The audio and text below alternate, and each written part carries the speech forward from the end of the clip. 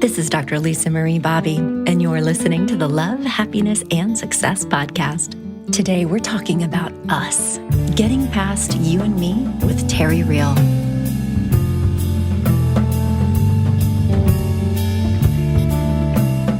This beautiful song we're listening to together is called The Pearl. The artist is Jenny Wood. And I chose this song because the concept of the pearl being like a beautiful, precious treasure is a lovely metaphor for a wonderful relationship. And on today's show, we're going to be talking about how to build that kind of relationship with legendary marriage counselor Terry Real. I'm so excited for today's show. I'm so excited for this episode of the podcast because today we're covering a topic that is dear to my heart, which is how you and your partner can build a more connected and loving relationship where you both get to be part of something that is bigger than just yourself.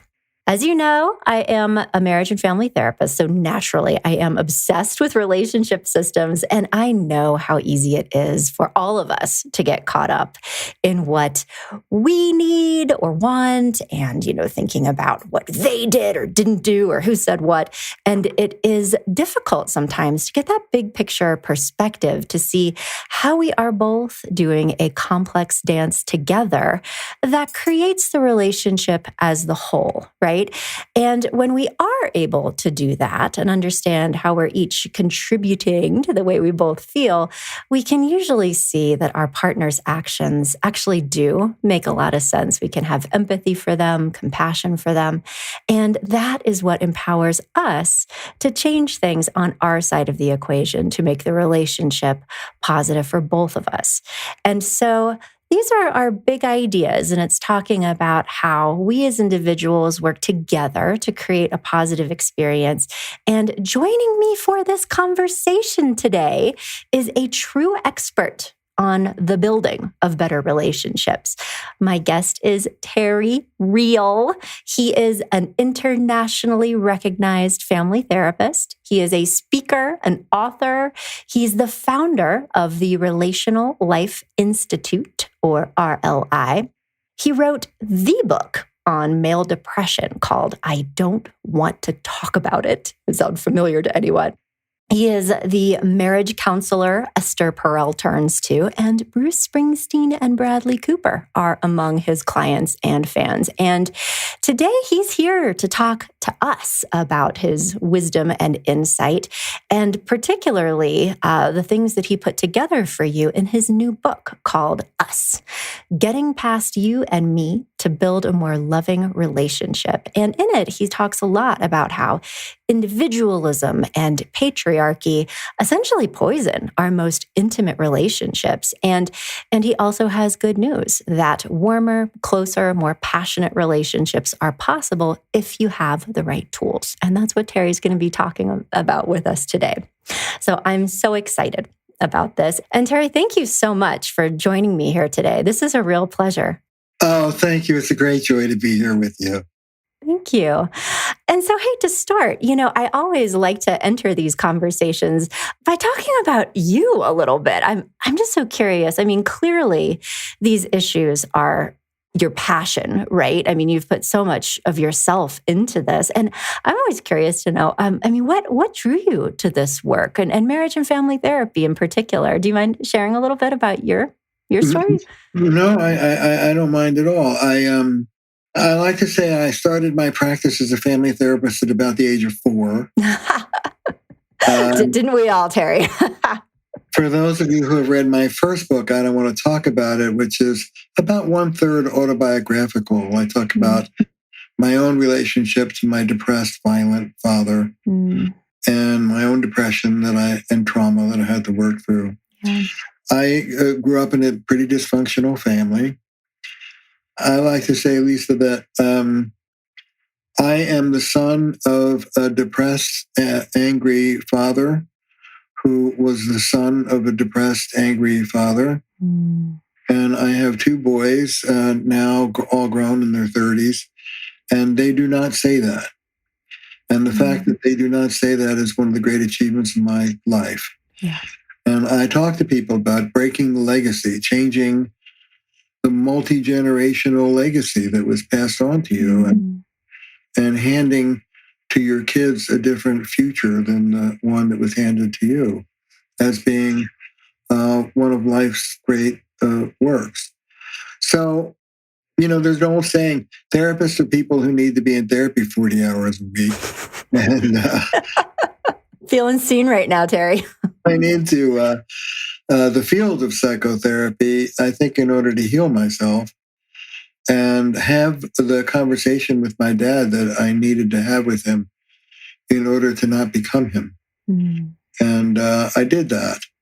And then I went from individual therapy into family therapy and couples therapy to figure out how in the world to have a relationship. And I had to literally make this my profession in order to figure out how to get it done. I've been married 37 years to the wonderful family therapist, Belinda Berman-Reel. And one of the distinguishing characteristics about relational life therapy, the work I've created, RLT, is that we don't hide behind a professional mask of neutrality. We're more like 12-step sponsors than traditional therapists. We talk about our own journey. And I will say to a couple I'm working with, hey, look, if you come from a dysfunctional culture, so do I. And if you come from a dysfunctional family, so did I. And the skills I'm teaching you to use today are the same skills I use in my marriage every day. And on those days when either Belinda or I choose to indulge and not use those skills, we look just as ugly as you do. So, but I also say, if we can do it, you can do it. And Belinda also comes from a really tough background, a lot of violence and trauma in her background, as is mine. And, in a way, we're blessed because people from more quote unquote normal families, if they just did what came naturally to them, if they just did the defaults they learned as kids, they might be able to get by. I'm not saying they'll be happy, but they'll be okay. Yeah. But what we learned as kids was so destructive that if we just repeated the patterns we grew up with, it was going to be a disaster. And so both Belinda and I are what Belinda likes to call retreads, like a tire that's been retreaded. We're reconstructed human beings. And one of the things I say is I'm in the personality transplant business. People come to couples therapists and say, oh, I want better communication. Bullshit. You want a different partner on the other end of the seesaw. You want a more relational human being to deal with. And couples therapists routinely shy away from being that ambitious. But in RLT, we don't. We transform who people are. And I think the book Us is a very ambitious book. And I literally have as my goal to transform the life of the reader. Wow. And what that means is teaching people how to live truly relational lives, lives that are connected to themselves and to those around them, as opposed to lives that are disconnected from yourself and from those around you. And I think that the state of connection is what we human beings are born for. It's the only thing that makes us happy. It makes us physically healthy. It's as important. Intimacy is important as not smoking or exercise for our bodies. And it is the pearl of great price. It is the thing that you can sell all your worldly possessions for in order to achieve. And I speak about what I call relational joy, the deep down pleasure of just being with people you love and feeling that connection. And I believe that relational joy is what we're all craving. I believe, for example, that intimacy is the cure for addiction, that when we self-medicate, is the pain of not being authentically connected, and that bringing the patients that I work with, the readers who are reading this book, into a state of honest connection, first to themselves. What am I feeling? What are my physical sensations? What do I really want? And then to the people around them. This is the great blessing of our life. It is what cures our ails, and it does it better than anything else on the planet. Amen, brother. I love it. No, it's the gospel of connection and attachment. It really, it is why we're here. And I also love, just the personal kind of humbleness you are bringing to this mission. I think it's so easy for people, particularly, those who have attained the status that you have, is to sort of be other, like I have arrived, I know all these things. And what I hear you saying is that this is the fight we're all in. Right. And like using that growth experience and walking through the fire yourself, really, and then being able to go back and get other people too and help them do their work and on very deep levels. And I love what you're saying, that the pearl of great price. Yeah. That's just so beautiful. And that, it's treasure, but you have to earn it. You have to earn it. Mm-hmm. This ain't found money. This has to be earned. And maybe I can talk a little bit about what that is. I'd love to hear it. It's funny. Everybody and their brother will tell you that relationships take work, right? How many of us? But nobody tells you what it is. That's the hard part. After 30 plus years in this business, I have a huge collection of New Yorker cartoons on relationships. And there's a great one of these two middle-aged couples, facing each other with cocktails in their hands. And the caption reads, "Now this work on your relationship, are you doing it or having it done?" Can I pay somebody? Well, I'd pay somebody if I could. But look, I want your listeners to get the work of relationship is not day by day. The work of relationship is minute to minute. In this minute, right now, particularly in this heated moment when I'm triggered, am I going to do my same old knee-jerk response? Yell, scream, stonewall, placate, whatever my automatic response is. Am I going to go through door A the way I've gone 90 million times? Or in this moment, am I going to take a breath, count to 10, take a break? I'm a big fan of breaks. Take a walk around the block, splash water on my face, have a little chat with little Terry, put him on my lap and talk to him. Am I going to do the work either standing there or in a break to recollect myself so that I can choose a different response? One of my patients talked about the tyranny of a million small decisions. And what I want to say is they're not really decisions. They're automatic responses. And in the book, of course, I go into, not in a backbreaking way, but I think interesting, into the neurobiology of it. So important. The automatic nervous system scans the body 4 times a second. Am I safe? Am I safe? Am I safe? Am I safe? And if the answer is yes, I feel safe, then we stay seated in the mature part of ourselves. Neurobiologically, it's the prefrontal cortex, the part of the brain that develops last in all of us as kids, the part of the brain that came last to us as a species. It's the thinking, deliberate, here and now, non-triggered, centered, I call it the wise adult part of us.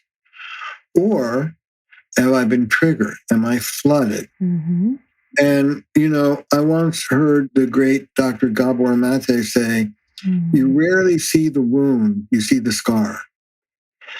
And if you're triggered, way down deep, you may be flooded with what I call the wounded child part, very young, the part of you that just experienced it. Very young and usually overwhelmed. But between this early child part and the present-based wise adult part is a part that I call the adaptive child part of us. And this adaptive child part of us is the you that you cobbled together in those moments in the absence of healthy parenting. It's a kid's version of what an adult looks like. And the hallmark of the adaptive child part of us is that it's automatic. It's knee-jerk. I've been doing this for 30 years. I have 3 basics for the adaptive child part of us. Fight, screw me, screw you. I'm a fighter, Belinda's a fighter. Flee, stonewall, shut down, get out of here. And you can flee while sitting 6 inches away from somebody. That's called stonewalling. Boom, the drawbridge drops. Or fix, which is an interesting one for therapists and women in particular. I totally do that, Jerry. Yeah, that codependent thing. You're upset. I have this compulsive need to get rid of your upset so that I'm not upset. That is not a mature person working on a relationship. It's a little child who's scared, who needs to take the badness away. So, listeners, right now, take a moment and out yourself to yourself. Are you a fighter? Are you a fleer? Or are you a fixer? This has everything to do with your role in your family growing up as a child. Now, that's your knee jerk. So I come home after 5 days on the road, back when the kids were little. And Belinda, who's a fighter, who also has a full-time private practice, had been stuck with these little kids for 5 days, would be pissed. And I would come home to a wall of self-righteous indignation. I can't believe it. You leave me with these kids, blah, blah, blah. And I talk, Lisa, about what I call whoosh, WHOOSH. It's like a wave, comes up from the feet, whoosh. And your whoosh might be to fix. Somebody else's whoosh might be to flee. Mine is to fight. So Belinda hits me with anger, I get anger. And I like to say what my body wants to do in that moment, pop her in the nose. But being a feminist and an educated man, I would relegate myself to verbal abuse. I can't believe I have to put up with this bullshit from you. I just spend 5 days teaching people how to love each other, and I come home to this crap. And it would be anger meets anger, and we'd be off to the races. Yep. Then I started doing this work. I call it relational recovery. Not addictions recovery, but recovery of that state of connection. And literally, that whoosh would come over me. Every muscle in my body would be screaming to fight. And a voice would cut in. And here's what it would say. Terry, shut up. That's called a containing boundary. Breathe. We do a lot of breathing in relational work. Breathe into your heart. Breathe yourself down from this anger. Belinda's having a bad day. You don't have to make her a bad day, your day. Put up a boundary. Now, from this centered place, talk to your wife. Honey, I'm sorry. I know you're overwhelmed with the kids. You put your feet up. Let me pour you a glass of wine. I'll put the kids to bed, and then we'll talk. That is a moment of grace. That is a moment of health and recovery. And what it is, and this is what the whole book's about, is the art and practice, and boy, it takes practice, of when you're in that heated moment, taking a breath or 30 and cultivating the muscle of shifting out of that automatic defensive move into something observational, mature, loving, skilled, quiet. I call it relational mindfulness. You attend to the thoughts and feelings that are washing over you. You don't try and control them, but you don't go off with them either. Yeah. And you get yourself, I call it remembering love, that you remember the person that you're talking to is not the enemy, that you love them. You see, what happens is when we scan our body, am I safe, and it comes out no, we lose that wise adult. We lose the prefrontal cortex. And more primitive parts of the brain, limbic system and amygdala, get stimulated. And that part of the brain does not know about relationship. Right. That part of the brain is you and me, win-lose, power struggle, me. And the art of this work is coming out of that me, back into the remembrance of the us. We're a team. And once you remember the us, everything changes. You know, when you think relationally, which is remembering the us, for example, if one of you wins and the other one loses, you both lose. Not because of some pie in the sky idealism, but because the loser will make the winner pay for it. Count on it. You've lost the pearl as soon as you've done that. Yes. That's right. That's right. And you can be a bully and get your way in the short run, but you're poisoning the pond that you're in. You know, one of the things I say is our relationships are our biospheres.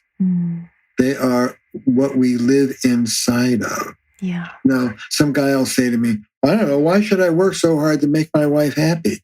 And I say, well, because you live with her. Thinking of that old saying right now, Terry, and I'll say it more politely, but don't crap where you sleep.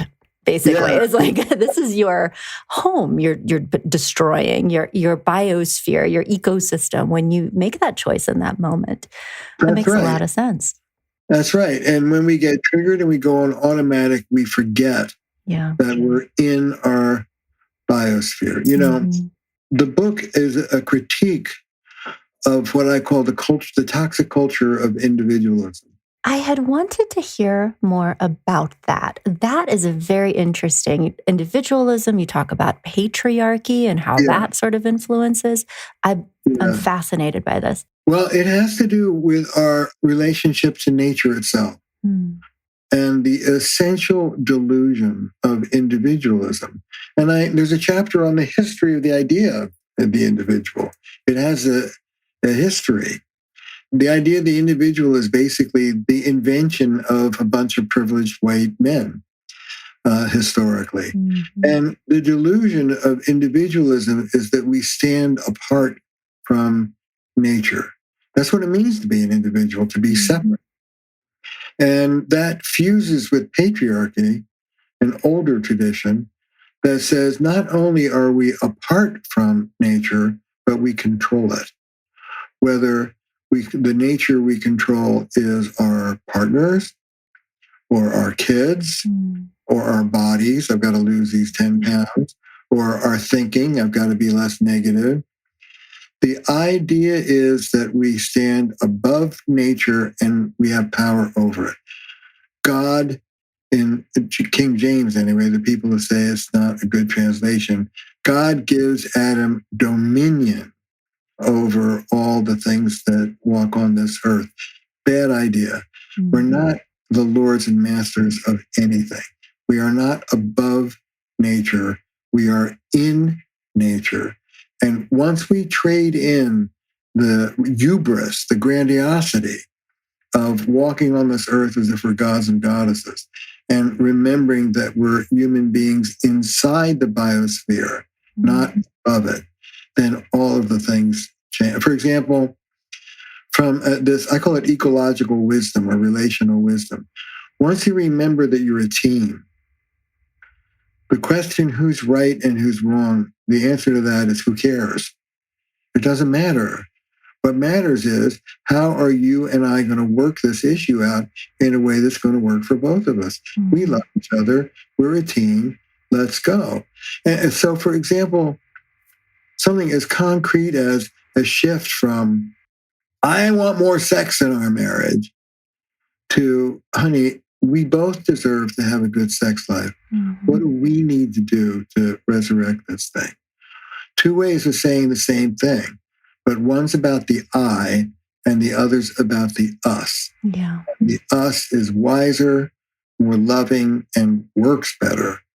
So not only does the book give you a new map, remembering the us, but once you have that us in your head, it kicks out a whole new repertoire of skills that I think work like a knife through butter. Oh, yeah. Well, I'm hearing like, how do you take care of that ecosystem? How do you create an environment of love and emotional safety as opposed to fighting each other to try to get your needs met and working together to create that? Yeah. That's right. That's exactly right. I don't talk about altruism. I talk about enlightened self-interest. Happy spouse, happy house. So I was just seeing a couple yesterday. Can I tell you a story? I'd love to hear about it. I was just seeing a couple yesterday, and this is not unusual. Across the board, there's lots of variations, but in heterosexual couples, women carry the dissatisfaction because women want more intimacy than a great many men are socialized to be able to deliver. And so they're mad about it. So this woman was complaining about her husband's lack of closeness. And he was reacting to her criticism and complaints. I don't know if you ever run across this in your life, but maybe once. I don't know. And I taught him this, and this is something for your listeners if they get nothing from the rest of the day. When your partner comes to you in a state of upset, wake up, keep your wits about you. You have one goal, which is to help them come into a state of closeness with you. If they're upset, your job is to do what you can to help them be less upset. Why? Because you live with them, you fool. Because how do you want to spend your evening? It's in your interest to help them out. Now, this is a one-way street. Everybody gets this wrong. This is not a dialogue. This is not a conversation. If your partner's upset, by and large, you don't say, well, I'm upset about. Bad idea. Honey, I'm sorry you feel bad. What could I do to help you feel better? Just that one thing will unlock so many fights in couples. What we do when our partner is upset is our first reference point is objective reality. Well, that's true, but that's not true. Well, that's partly true. Well, yeah, that's true, but you have to understand that. And in our head, rebutting, whether we say it out of our mouths or not, we're not listening. And then the second reference that we have is ourselves. I can't believe I have to listen to this again.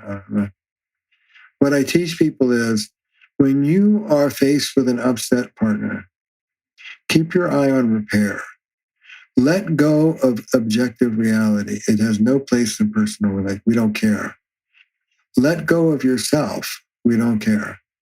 And instead, show compassionate curiosity to your partner's subjective experience. When you stepped on my toe the other day, I want you to know that I felt I didn't step on your toe. Forget it. Let me tell you what really happened. Exactly. Yeah. When you stepped on my toe, I'm sorry, honey, that sounds like that felt bad. Tell me more about it. Is there anything I could say or do that would help you feel better? Lose your ego and be kind to your upset partner. Just do that.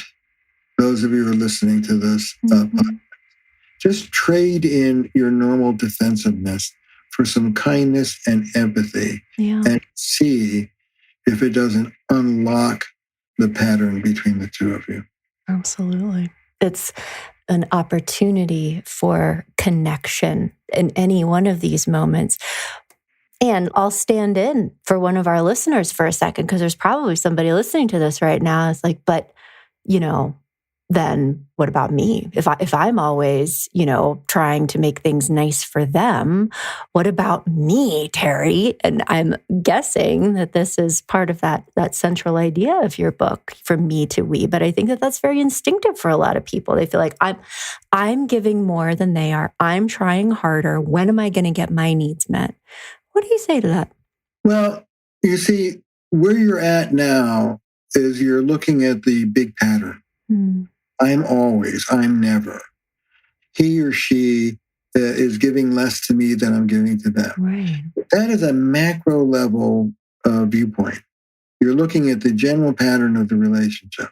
There's a place for that. And if it's unbalanced, good. Stand up for yourself. Be assertive. I like that. That's also part of being related and connected. My pal Carol Gilligan says there's no voice without relationship, and there's no relationship without voice. So I want people to stand up for themselves, but don't do it when you're pissed off. Don't jump. Here's a little tip. Don't jump from a micro level disappointment to a macro level analysis when you're heated. Don't do that from your adaptive child. Wait until you're back in your wise adult. Yeah. So, yeah, you sit down, you can have a come to Jesus with your partner. You can drag your partner to a couples therapist if you think there's a big asymmetry. But in this moment right now, is it really about you and the big pattern, or is it about moving into repair in this moment? You really have to stand up for yourself at this particular moment, because he never, Bob, stay out of the level of trend and pattern and deal with this particular moment. But there is a place to stand up for yourself. But this is one of the big things I teach in the book, and this is particularly for women. Under patriarchy, you can either be connected or you can be powerful, but you can't be both at the same time. I've never heard it said that way. Under patriarchy, you can either be powerful or connected, but not both at the same time. Right, because power is power over. Power is dominion. And once you step into power over, you break the connection. So you can either be connected, accommodating, affiliative, okay, let's work this out, feminine, quote unquote, or you can be assertive and I need to speak my truth and the hell with you, I'm going to say it the way it comes, quote unquote, masculine. But you can't be both at the same time. Now, I'm about moving men and women and non-binary people beyond the strictures of patriarchy. So what does that look like? I teach people the skill of what I call soft power or loving power. When you move into loving power, you assert yourself and you cherish your partner in the same breath. And nobody does that. You have to learn how to do that. This culture doesn't teach people how to do that. So when women get fed up and they finally speak, quite often, they speak with the same lack of relational skill that men have always spoken with. I don't give a damn, I am woman, hear me. No, I want to move beyond that. Taking a sip of tea out of my nasty woman mug as we speak. So he's not talking about me, though. Listen, it's the difference between saying to your partner, I don't like how you're talking to me, knock it off, and saying to your partner, hey, honey, I want to hear what you have to say. Could you change your tone so I could listen to it?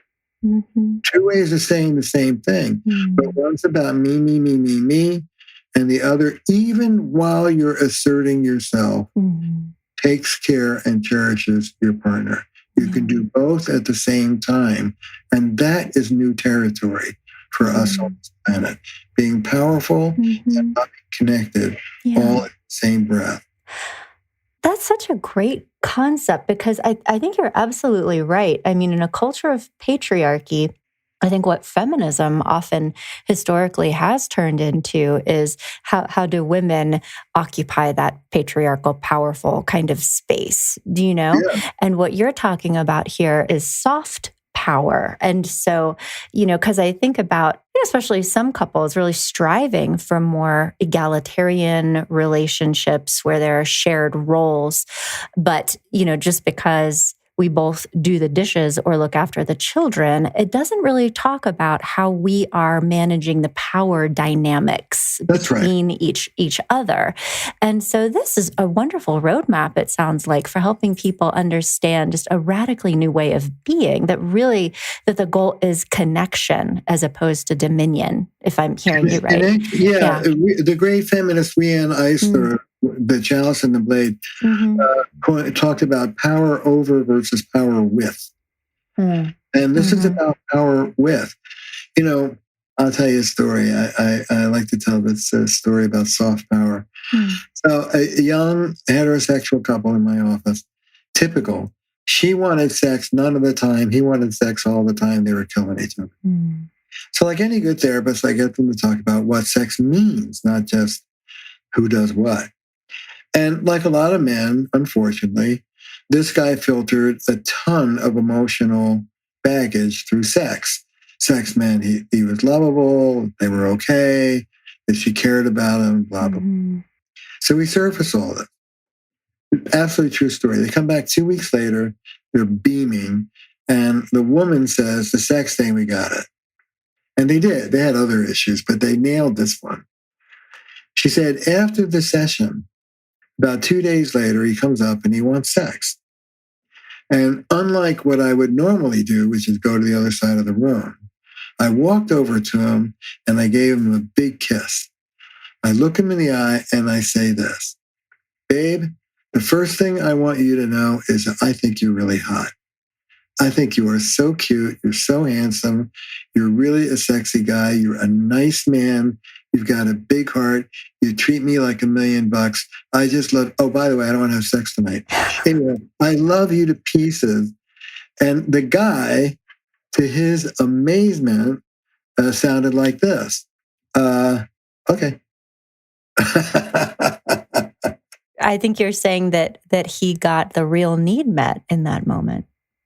She was so loving and so cherishing that the no went down without a lot of fuss. Yeah. And what I'm saying is we can take care of ourselves and be cherishing of the relationship both at the same time. You know, when women move into power, quite often they move from the disempowered, quote unquote, feminine side of the seesaw to the overly empowered, quote unquote, masculine side of the seesaw.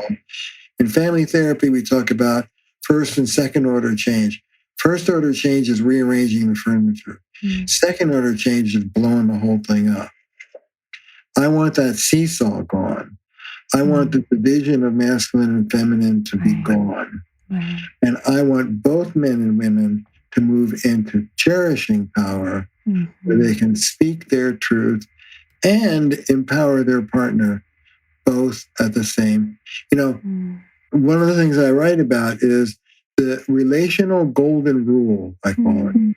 It's this, honey, what can I give you to help you come through for me? Now, it sounds like that. Right. That collective. I want you to be more responsible. I want you to be more kind. I want you to be sexier. I want you to be more loving. Okay, you will? You're going to work on that? Great. Now, how can I help you? Who says that? Right. We're a team. Let's work together to get this done. Yeah. Now, if you're with somebody who's completely irresponsible or a bully or, you know, refusing to be a team, fair enough. I understand that there are people who have faced that. That means you drag the person into couples therapy and you get a couples therapist who will stand up for you, which most couples therapists won't, and really help you with that difficult person.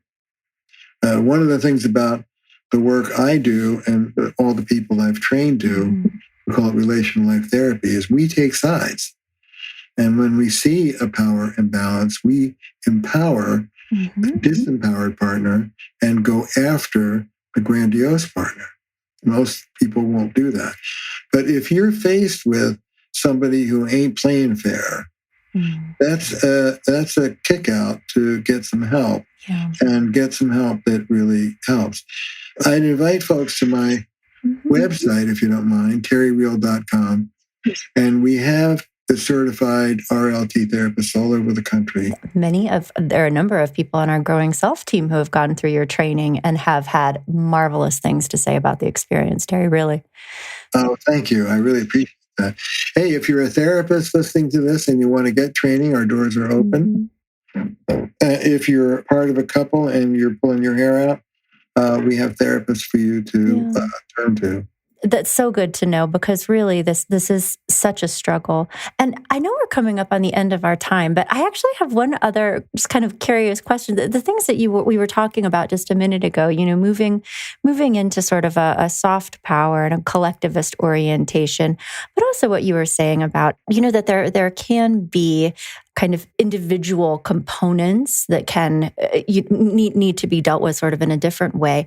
And just going back to your earlier work for a moment, I mean, you wrote a seminal book about male depression, and I can't help but wonder if part of that, what we started talking about, particularly the experiences that, not, to point the finger at men necessarily, but what you've noticed about that being a component when it comes to things where it makes it difficult for people to do the things we're talking about today. That, or, trauma is a thing too. But what would you say to of that? course. Mm-hmm. Well, look, I deal with a lot of high-powered guys, and they've lived most of their lives out of their adaptive child. And they're quite successful in the world, and they make a hash of their personal lives. And often they're not very happy between their ears either. Their relationship to themselves isn't very good either. The reason for that is that our patriarchal culture mirrors the values of the adaptive child part of us. We don't live in a mature relationship cherishing culture. We live in a patriarchal, addictive, narcissistic culture. And so a lot of these guys do well in the world but are miserable at home. I talk to them about their children. I talk to them about what kind of legacy are you going to pass on to the next generation? Because a lot of these guys who will not do the work of reconfiguring for their quote unquote miserable wives and won't even do it for themselves will spare their children. And I think this is heroic work for all of us. We don't raise boys and men. To this day, it's changing some. Younger men are better. The younger the man, the freer he is generally. But we don't raise boys and men to be relational. We still raise them by the old cloth of strength and independence, blah, blah, blah. The essence of traditional masculinity is invulnerability. The more invulnerable you are, the more manly you are. And the problem is, as Brene Brown has taught us, we humans connect through our vulnerabilities. So you've got this boy who has the patriarchal system dumped on him at 3, 4, 5 years old, whether he wants it or not, learns to be tough, learns to stop expressing his feelings, learns to pretend to not be vulnerable. And he grows up to become a man, and his partner, man or woman, is saying, I want to be close to you. What are you really feeling? And it's like, screw you, I'm not feeling anything. I have to lead these men into the land of vulnerability. It's good for you. It's good for your body. You'll live longer. It's good for your partner. And it's absolutely essential for your children. Be a human. I talk to men about learning to become what I call family men, real family men. And that means opening your heart. Women, by and large, feminism for 50 years has been dealing with the wound of women's disempowerment. Men are not disempowered. Men are often falsely empowered. The wound to men is disconnection. We disconnect them from their hearts. We disconnect them from others. We disconnect them from their feelings and from nature.